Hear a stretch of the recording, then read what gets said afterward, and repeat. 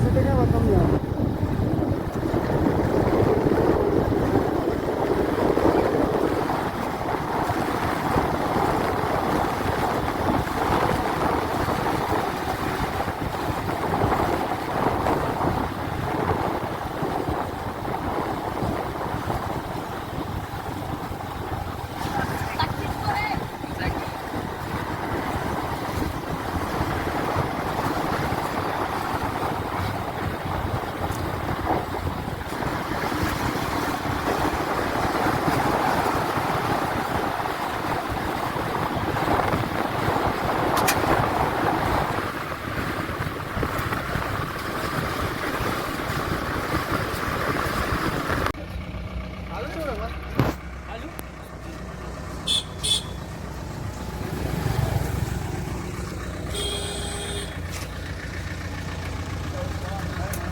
हाँ पहले बैठ लीजिए बगन करता है ना।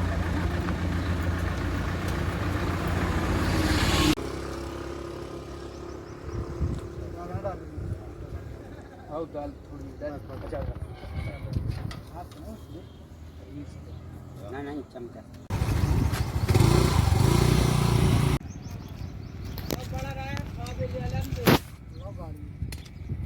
और चाना छोटे भाई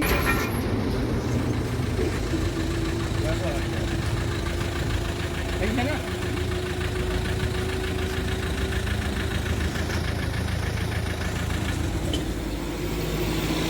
मतलब बहुत अच्छा लगा उन लोग मतलब लाल साहब जी ने हम लोगों से मतलब व्यवस्था की और खाने वगैरह पीने का मतलब सब मतलब व्यवस्थाएं करवाई हैं और अभी खाना दे के गए, मुझसे मिल के भी गए हैं और यहाँ गेहूं की तुलाई हो रही है तो यहाँ आए हैं और यहाँ कोई व्यवस्था नहीं थी तो उनने हम लोगों की व्यवस्था करवाई। अभी लॉकडाउन में कुछ मतलब ओपन भी नहीं है, सब दुकानें भी बंद हैं तो हम लोगों को मतलब उनने बहुत सुविधाएं की हैं, उनके लिए बहुत बहुत धन्यवाद। खाना भी आया है, खाना भी दिया है, खाना भी अब भी खाया है और पानी वगैरह की भी वो 4 व्हीलर भी खड़ी है उनकी तरफ से, सबके लिए खाना वितरण हो रहा है, सब एक नंबर व्यवस्था। क्या कहेंगे उनके लिए?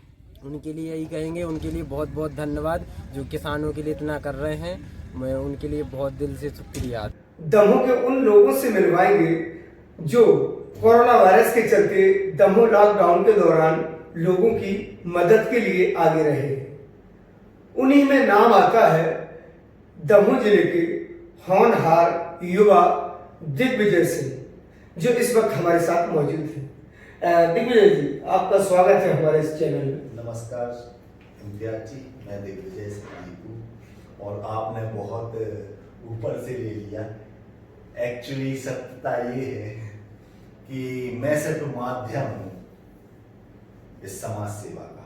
इसके पीछे जो है वो समाज सेवा का एक बहुत बड़ा जाना माना नाम आधारशिला संस्थान के निर्देशक डॉक्टर जयलाल जी, उन्हीं का पूरा मार्गदर्शन है और वही पिछले 2 महीनों से इस समाज सेवा को चलाने के लिए मार्गदर्शित कर रहे हैं, सामग्री दे रहे हैं और उन्हीं का जो आदेश होता है उसी का पालन करते हैं। उसके चलते हजारों पैकेट राशन हम लोग गांव-गांव लेकर जा रहे हैं। दमोह जिले की और दमोह नगर की अगर हम बात करें तो दमोह के ऐसे कौन से इलाके हैं जहां पर आपने लोगों को मदद पहुंचाई? दमोह में अपना ग्वाली गांव और उससे क्या कहते गांव जो लगे हुए हैं, ग्वाली हो गया, गौरिया टोला हो गया, मारूताल हो गया, कोटा तला, चिरई चौंच और भड़ावाली, भैरोबैर और जो भी अलग बहुत से गांव जहाँ से भी सूचना मिलती है तो हम लोग जाते हैं और सामग्री पहुंचाते हैं। इन लोगों को क्या क्या आप देते थे? हम चावल, दाल और पोहा का पैकेट, नमक, तेल और बस ये सामग्री दी जाती है। जैसे कि जाहिर सी बात है कि जिन लोगों को इसकी जरूरत थी उन तक आपने राशन पहुंचाया। कितने दिन का उनको राशन रहा हो जो आपने दिया है? इतना रहता था पर्याप्त, यानी कि जैसे 10 किलो चावल और 2 किलो दाल, 2 किलो सोया बरी, 1 किलो नमक का पैकेट, 2 किलो तेल का पैकेट और 2 किलो पोहा। कितने लोगों में वितरित किया है? ये अपन एक फैमिली को दिया, एक घर में जैसे एक पति पत्नी कितने बच्चे। परिवार तक पहुंचा है ये राशन? ये हमारे हिसाब से हम तो रोज 100 से 150 पैकेट लेकर निकलते थे प्रतिदिन? हाँ, और ये चलता आया करीब 20-25 दिन चला ये कार्यक्रम। फिर उसके बाद अचानक लॉकडाउन फिर से बढ़ा, फिर लगा कि अब लोग कहीं आए जा नहीं पा रहे हैं, तो ऐसा भी कर सकते कि अपन की भोजन लेकर पहुंच जाए लोगों के पास। और चूंकि उसी समय साइलो केंद्र जो मारूताल में स्थित है हमारे गांव के पास, उसमें भी बहुत भीड़ लग रही थी किसान। अच्छा, वो जो गेहूं खरीदी का चल रहा था जी कार्यक्रम, जी उसमें तो हजारों की तादाद में किसान आए।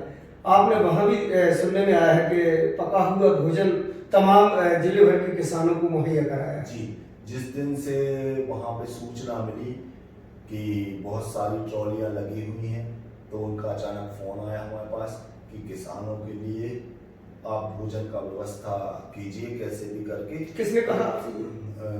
डॉक्टर जयराज जी ने, कि कोई भी इंसान भूखा नहीं रहना चाहिए हमें। तो हम फिर वहाँ से उन्होंने सामग्री भिजवाई, तो दोनों टाइम का भोजन अभी हमको आज 16वां दिन है, 16 दिन हो गए, तो भोजन हम लोग कराते हैं।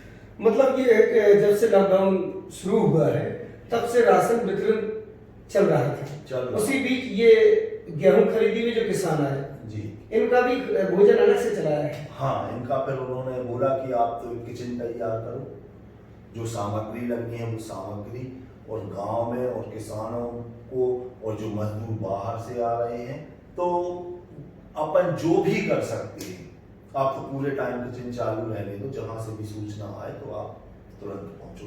तो ये आदेश था डॉक्टर जयराज? हाँ, उनका आदेश था और है, और अभी उनने बोला है कि तब जब तक यानी ये सब कुछ ठीक नहीं हो जा रहा है तब तक ये किचन बंद नहीं है। बहुत बड़ी बात है, बहुत बड़ी बात है। समाज सेवा के क्षेत्र में वैसे ही उनका कोई सानी नहीं, लेकिन ऐसी घड़ी में संकट की जो शख्स ये कहे कि जब तक माहौल ठीक नहीं होता और ये सिलसिला निरंतर चलना चाहिए। जी बिल्कुल, उनका तो आपकी टीम ऐसे कहाँ से आपने टीम तैयार की और कहाँ किचन बनाया आपने? टीम कुछ बाहर से नहीं आई है, हम ही लोग जो गांव के लोग हैं, अपने मारूताल कोटा कला के लोग हैं। मारूताल में हमारे शासक जैसे रत्नेश यादव, कपिल राजपूत, मोनू राजपूत, और उससे क्या कहते हैं निहाल, नितिन, अली भाई और करीम खान, ऐसे यानी जो भी लोग हैं टीम के, लालू ठाकुर, तो हम सब लोग भी मिलकर गांव के ही लोग हैं, तो मिलकर करते हैं। कितना ये किसानों के लिए जो आप अभी बता रहे हैं कि पका हुआ भोजन देते थे, तो इसमें क्या क्या खाने में रहता था और कितना खाना बनाते थे आप? ये हम चावल और 16 किलो दाल रोज बनाते हैं, और अचार साथ में देते हैं और सलाद। फिर ये क्योंकि दाल चावल गर्मी के हिसाब से अच्छा भोजन है, तो पहले तो उन्होंने बोला कि पूरी सब्जी और ये सब, तो हमने बोला कि भैया अपन गर्मी जो जिस हिसाब से चल रही है और धूप में लोगों को खाना खाना, तो दाल चावल सबसे अच्छा आहार है। तो उन्होंने बोला हाँ ये भी सही है, तो उन्होंने बोला दाल चावल आप जो दोपहर में बांटते हो दाल चावल, और अगर गांव बस्ती में कहीं जाना है तो वो आप पूरी सब्जी बनवाना, पूरी सब्जी या दाल चावल जो भी उनकी तरफ से, तो फ्री है। मैंने देखा है, मैंने भी कवरेज किया है वहां पहुंचकर, कि आपको देखा है कि आप चिलचिलाती धूप में अपने तमाम साथियों के साथ सैंड बनियान पे भी मैंने आपको खाना बांटते देखा है। गर्मी भी बहुत, कैसा जुनून रहता था, भरी दोपहरिया में आप लोग निकल जाते थे? वो तो जुनून तो ऐसा है कि अब गर्मी तो पड़ रही सबको पता है, लेकिन वो लोग जो बेचारे बाहर से आ रहे हैं, अब ना जाने कहाँ कहाँ से किसान लोग आ रहे हैं, कहाँ कहाँ से मजदूर लोग आ रहे हैं, तो उनके बारे में जब सोचते हैं तो हम लोगों को गर्मी नहीं लगती, फिर न थकान लगती कुछ भी। फिर तो हम लोगों को इतना, और आप कई घर जहाँ हम राशन लेकर गए हैं, अगर आप जाओगे और उनसे मिलोगे तो आपके आंसू निकल आएंगे, ऐसे लोगों की मदद हुई है। तो यानी कई बार ऐसा हुआ भी कि अपन पहुंच गए यार, अच्छा था, नहीं तो ना जाने इनका क्या होगा। तो बहुत कठिन परिस्थितियां हैं लोगों की, अपन लोग नहीं उसको महसूस कर सकते, जब पहुंचते हैं तब पता चलता है। हमारे दमोह जिले की कई सामाजिक संस्थाएं आई हैं इस लाइन में, और सरकार ने भी बाकायदा, हमारे जिला प्रशासन भी पीछे नहीं रहा, हर छोर तक मदद पहुंचाई है। उसमें हमारे कुछ शहर की और भी संस्थाएं रही हैं, और उन्हीं में आपकी टीम ने भरपूर काम किया है। मैंने देखा है कि रात के अंधेरे से लेके दिन के उजाले तक आप लोग लगातार लगे रहे। क्या कैसा लगता था ये, एकदम कैसा जुनून सवार हुआ था कि कितने लोगों तक पहुंचा जा सके? बहुत अच्छा लगता है, और हम तो सिर्फ खुद को सौभाग्यशाली मानते हैं कि हमें डॉक्टर अजय लाल जी के साथ काम करने का अवसर मिला, और उनके माध्यम से, उनके मार्गदर्शन में जहां जितना भी परिश्रम करना पड़े पर लोगों की मदद कर पाए हम, वो हमारे लिए बहुत दिल के लिए सुकून देने वाली बात है। एक आखिरी सवाल, आपने कहा कि माध्यम बना हूं मैं, और ये सब किया है आधारशिला संस्था के डायरेक्टर डॉक्टर अजय लाल साहब ने जी, उनके लिए क्या कहेंगे आप? उनके लिए तो मैं यही कहूँगा कि ईश्वर उनके लिए सदैव स्वस्थ रखे, और जो यानी मेरे पास शब्द नहीं है, सीधी सी बात, उनके लिए जो मैं तो शुभकामनाएं और प्रार्थनाएं रोज करता हूँ कि ईश्वर का धन्यवाद, जो ऐसा इंसान, मैं तो हिंदू धर्म को मानने वाला हूँ, लेकिन उनने सदैव मुझे बड़ी से बड़ी रिस्पॉन्सिबिलिटियाँ दी, मुझे हमेशा यानी कभी भी ये भेदभाव नहीं रहा, और हमारे यहाँ हर धर्म जाति की मदद की है।